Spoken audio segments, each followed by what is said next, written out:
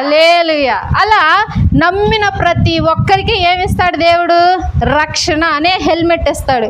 ఇక అపవాది ఎక్కడి నుంచైనా నిన్ను అసలు అటాక్ చేయగలదా? అపవాది అగ్ని బాణములు విసురుతాడంట. కొన్ని సినిమాల్లో చూసుంటారు మీరు, బాణాలకి చివర అగ్ని అంటించి వదులుతారు. అదొక నైపుణ్యం అనమాట. యుద్ధం చేసేటప్పుడు మామూలు బాణాలు విషం పూసి వదులుతారు, అగ్ని పూసి వదులుతారు.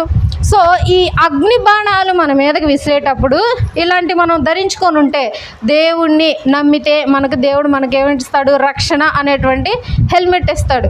తర్వాత మనం నిజాయితీగా ఉంటే, ఎక్కడ అబద్ధంగా మాట్లాడకుండా నిజాయితీగా మన బ్రతుకు మార్చుకుంటే, దేవుడు మనకి నడుముకు ఒక దట్టి వేస్తాడు.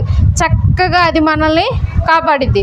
మనమందరితో సమాధానంగా ముందుకెళ్ళిపోతూ ఉంటే మనకి చెప్పులకి ఏమిస్తాడు? సమాధానం.